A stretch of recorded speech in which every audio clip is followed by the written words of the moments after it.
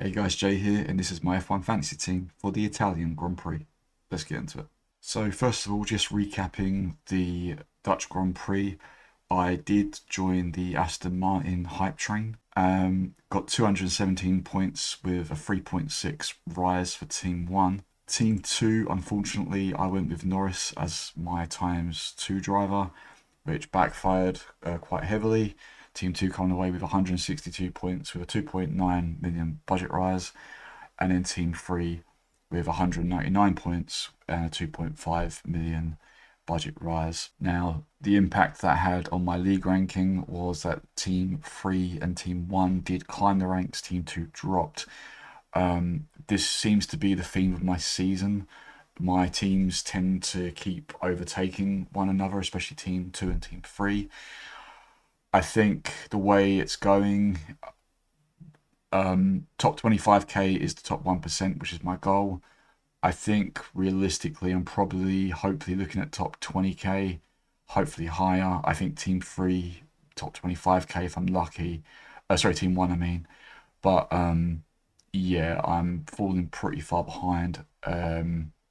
So despite the two blue arrows, it wasn't a great weekend overall, but I wasn't the only one to get hit. Obviously, some teams had Ferrari and other teams had Aston Martin, which I'll get to. But that's the update on my rankings. This is the impact that my teams had.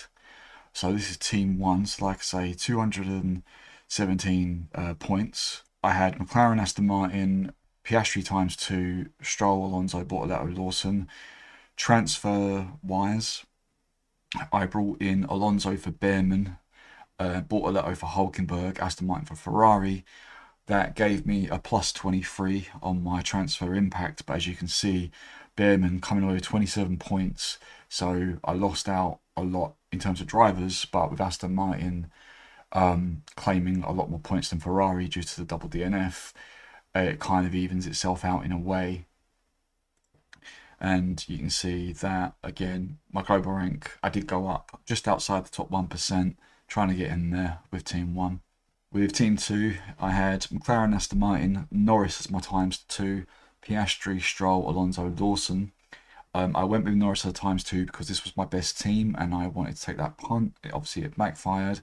Transfer-wise, again, Alonso for Bearman, this time Norris for Hulkenberg, Aston Martin for Ferrari. Transfer impact was a plus 18. And because I had Norris as my times 2 instead of Piastri, I got a negative 50 on that decision, and so the team dropped in ranking just inside the top 1%. For Team 3, I had McLaren, Aston Martin, Piastri, Alonso, Hulkenberg, Bortoletto, Norris. And again, transfer impact wise, I came away with 0. Bortoletto for Bearman, Aston Martin for Kick. It evened itself out, 27 points. So no transfer impact, but a very, very slight rank increase, 427 places in top 1%. Now, all that said, I had a look at the number 1 team in the global rankings. They didn't have a great weekend either. They had McLaren, Ferrari, Piastri, Stroll, Alonso, Bortoletto, Lawson. They came away with 172 points and a 3.1 increase in budget. In terms of their transfer impact, they got a plus 5, Alonso for Hulkenberg. But as you can see, in terms of the race, they were way down in the rankings for the Dutch Grand Prix. So looking at the elite data, there was talk of autopilot and final fixing HAAS in after qualifying. In terms of the global 500, 17.2% went for autopilot with 2.8% using final fix. And then in the Patreon 500, it was 15.1% using autopilot, 4% using final fix. It's very, very minimal amounts of teams using autopilot and final fix. And then the other big question this weekend before qualifying was, do you go Piastri or Norris as your times 2? In the global 500, 70.4% went with Piastri, with 28.6% going with Lando Norris. And in the Patreon 500, 61.8% went with Piastri and 37.2% went with Norris. Now, in terms of Isaac Hadjar, in the Global 500, 10.8% of teams had HAAS, and in the Patreon 500, it was 8.5%. So very few teams gained on that decision. So well played to those teams. Now, I've had a look at my teams, and what I've done is I've gone with Piastri, McLaren. I've put in the three cheapest assets, Colapinto, Gasly, Lawson, or you could go Bortoleto, he's also 5.1, to see if I can make the Russell Mercedes or Russell Ferrari teams. Now, for Team 1, I can do Russell and Mercedes with 2.8 in the bank. However, I can't do Russell and Ferrari. I'd have to drop to Antonelli, and that would give me 5.2 in the bank. For Team 2, I can go Russell and Mercedes, and I can also go Russell and Ferrari. So financially speaking, Team 2 is in the best boat. However, with the Russell Ferrari build, I would only have 0.2 in the bank. So I literally would be running bottom of the barrel drivers alongside. For Team 3, I can go Russell Mercedes with 4.3 in the bank. Or again, it would have to be Antonelli with Ferrari, but I'd have 6.7 in the bank. Having said that, I looked at the top scorers for the Dutch Grand Prix. Now, do take this with a pinch of salt, because obviously Leclerc, Hamilton and Norris all DNF'd. So do take that into account. However, out of the top 6 scorers in F1 Fantasy for the Dutch Grand Prix, only 2 were A drivers, which is Piastri and Verstappen. Alongside them was HAAS with 33, Behrman with 27, Albon with 27, and Stroll with 21. So 4 out of the top 6 scorers in F1 Fantasy for Dutch Grand Prix were actually B drivers. And I'm starting to wonder if the 4A builds are viable at the moment, because Hamilton's confidence isn't good. Antonelli seems to be having trouble, and it puts a dagger in that 4A build, because you need both drivers of either Ferrari or Mercedes to be scoring those points. Otherwise, it's not worth it. So at the moment, the 4A is still in my mind, but when you consider things like this, I would be keeping an eye on the B tier assets as well. So let's look at the budget builder before we get into the team selection. Now, for your tier A's, driver-wise, it's a no-brainer. Piastri times 2. Alongside Piastri, if you can afford him, would be Russell. Verstappen, Leclerc, Norris, Hamilton, if you're looking for budget as well as points, they're just not viable at the moment. Now, that being said, going into the second half of the season, you do want to be thinking about points as well as budget, if not maybe more so, to make those gains. But for me personally, I think I still want to be making some money along the way, just so that I have that resource available if needed. That's just me personally. So yeah, I'd be looking at Piastri as times 2 and then Russell as a second A driver. That being said, and I'll show you this in a bit, Leclerc and Sainz at the time last year in the Ferrari were quite dominant at Monza. In terms of the tier A constructors, again, you've got McLaren, we know that. So who do you put alongside them?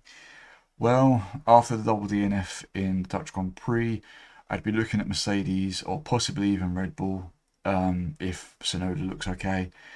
But Ferrari, you're not likely to gain budget. It's not impossible, but I don't think it's likely. But again, it's their home Grand Prix. If you think they're going to be good for points, then sure. So I think all 3 other A-tier constructors are on the table this weekend, just for different reasons. So that brings me to the tier B drivers. And HAAS is going to be a no-brainer this weekend. Not only did he get on the podium in Zandvoort, but he needs a -21 or a -16 for a price rise. So budget-wise, he's a no-brainer, and if he can keep that form into Monza, you're looking at good points and good budget gains. Now, Bortoleto came away with 0 points in F1 Fantasy, but he is good for budget. a -5 or a -10 for a 0.6 or a 0.2, but do bear in mind that the 24 points he scored in Hungary will drop off after Monza. So he could drop down the order if he has a bad weekend. You've then got the two Aston Martins in Alonso and Stroll. They look good for budget on paper. That being said, all throughout practice in Zandvoort, they looked like a no-brainer. We then got to qualifying. Stroll crashed in Q1.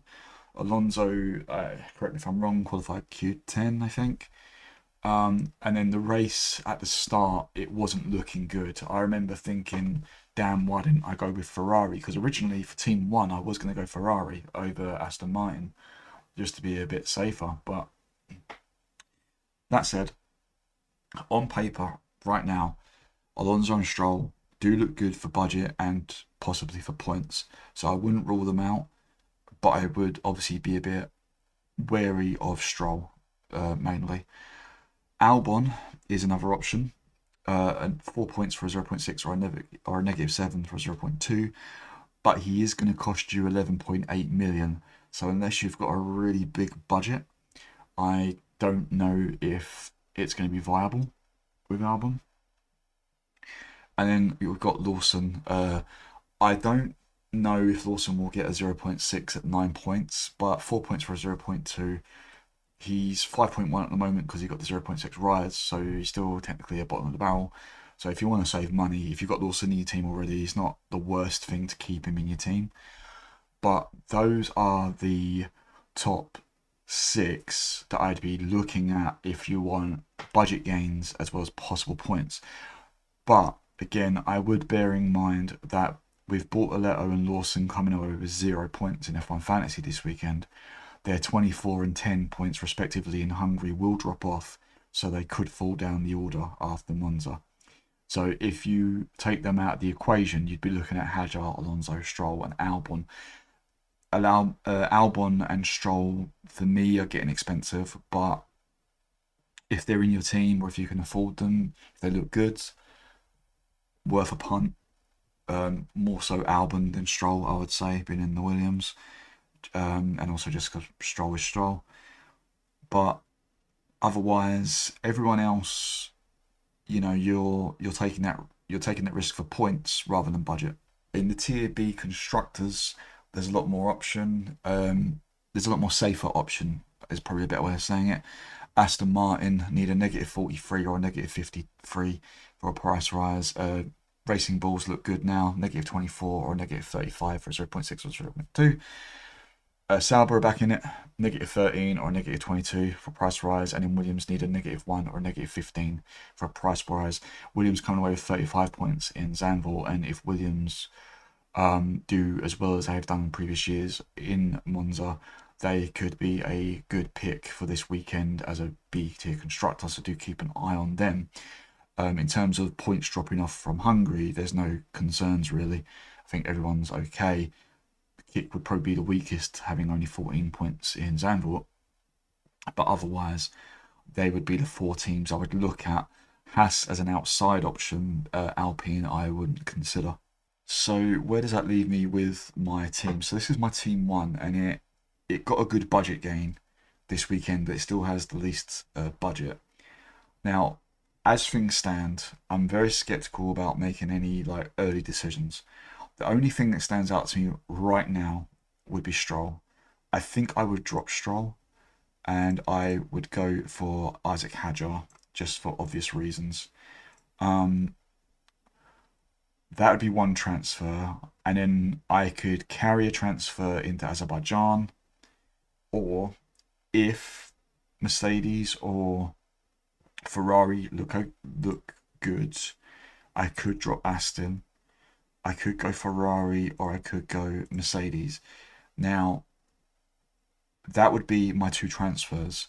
So I wouldn't be able to then say change my mind on Hadjar and go for well, I can't even afford Russell with Team 1 with Mercedes. I'd have to drop Alonso. So and Eddie, it would just be points, in which case I could go Ferrari. But I think right now, my mind, if I was to go for a constructor, it's Monza. So let's just, let's just say for the benefit of the doubt, we go Ferrari because it's their home race and they look good. I think if I was to make two transfers, it would be that Hanjar on Ferrari, if not Ferrari, Mercedes. But otherwise,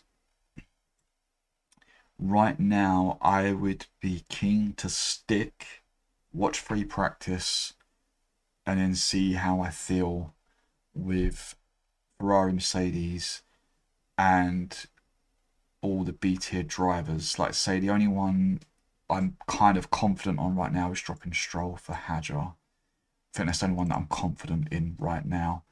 If not Stroll, if I just put Stroll back in quickly, I could drop Lawson or Bortoleto. So Bortoleto is going to have points coming off soon.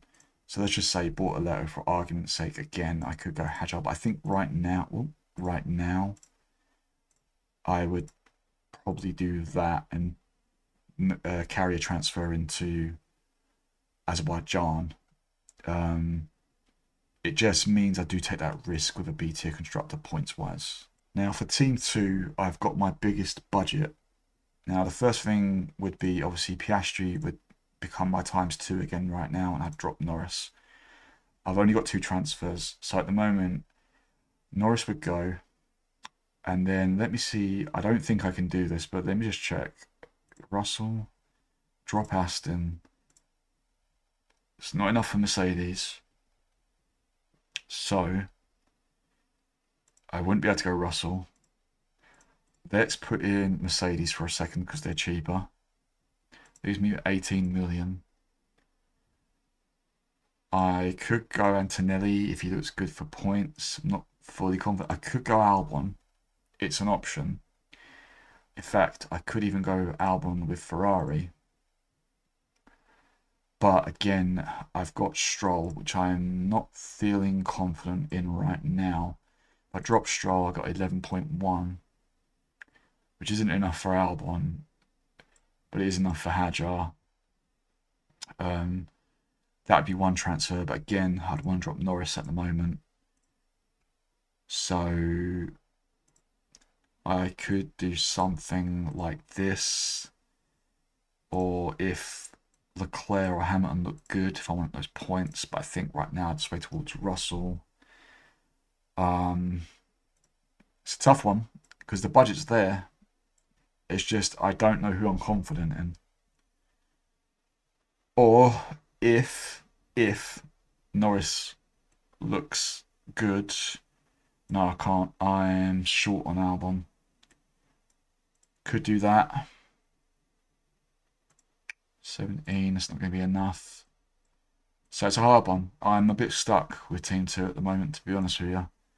Not sure at the moment. But I definitely think Stroll could take, not Aston Martin. Norris. Yeah, it's a tough one. I'd have to either take a 10-point hit for that extra transfer, or I'm going to be a bit stuck with Team 2, I think. Ferrari, again, Russell would be all my budget, so I'd be looking at, HAAS, and then I could bring in Albon. It's a tough one. And then for Team 3, the budget is just a little bit less than Team 2, but again, I've got Norris, so probably would drop Norris. I'd probably drop Hulkenberg as things stand, and that would be 2 transfers, so no, because I need to bring in another constructor. So Norris, and then Aston Martin, that would be 2 transfers, so I could go Mercedes, but again, I'd be looking at Antonelli. If not Mercedes, Ferrari, and the same problem is I would be looking at, I can't even afford Antonelli, so it'd be Albon, unless I took an extra transfer. I'm very concerned that I may have to use both transfers this weekend. I would rather carry one into Azerbaijan. if I did just get rid of Norris, I could bring in Russell or do something like that, but I'm not sure how I feel about it. I'm a bit stuck. I am a bit stuck this weekend on my team selection. So yeah, let me know what you think. Chips wise, going into Monza, at the moment, the only thing I'd consider is wildcard if you have the budget to make a good build, or if you need to recover from Sandford. Otherwise, nothing else comes to mind. I mean, Final Fix is always going to be on the table, depending on what happens. But Limitless, Autopilot, Extra DRS, not really in my mind personally. Obviously, I've used Limitless for all three of my teams. Could Limitless be an option this weekend in Monza? I don't know. But for me personally, right now, wildcard's an option. I've got wildcard with Team 3, so it's an option. But otherwise, I'm not really thinking of any chips this weekend. So if you're here in the UK, the schedule for this weekend is practice 1 is at 12:30 on Friday, the 5th of September, with practice 2 at 4 o'clock. Saturday, we've got practice 3 at 11:30 with qualifying at 3 o'clock. So remember to lock in your teams before 3 o'clock Saturday afternoon. And then the race is on Sunday at 2 o'clock. Weather-wise, it's going to be dry as things stand at the time of this recording. No concerns about any rain. Should be absolutely fine all weekend. So we should have a nice straight race. Now for last season's top 10 in F1 Fantasy, Charles Leclerc scored the most points with 46, followed by Norris and Piastri with 36 and 29. Russell came away with 21, Sainz came away with 19 in the Ferrari, and Hamilton came away with 18 in the Mercedes. So the 3 of the 4 top constructors were good in Monza last season, and the rest of the top 10, you had 2 Red Bulls, Perez and Verstappen, with Colapinto and Kevin Magnussen. Now, in case you missed it, guys, I've got 3 things to share with you. First of all, you probably are already aware of this, but Lewis Hamilton has been hit with a 5-place grid penalty for the Italian Grand Prix due to a yellow flag related incident prior to the Dutch Grand Prix.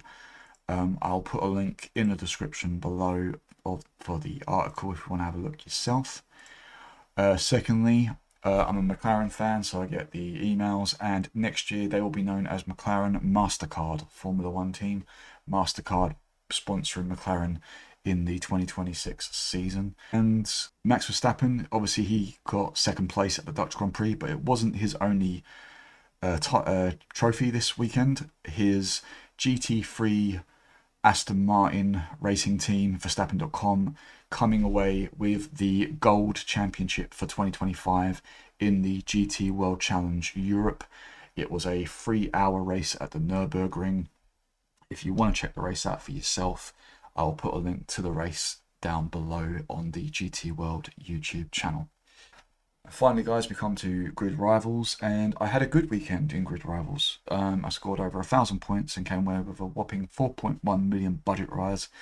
I had Alonso, Piastri, Behrman, Stroll, Sainz and McLaren, but I know for definite Stroll, I think Sainz and Behrman are out of contract. I can't remember if Alonso's out of contract, but yeah, happy days. And I did get a climbing rankings, climbed to 14,419, but still quite a way off from first place, about 2,000, just over 2,000 points.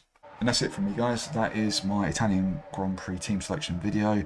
Good luck this weekend at Monza, and I will speak to you soon to discuss our plans for the Azerbaijan Grand Prix. All the best. Bye.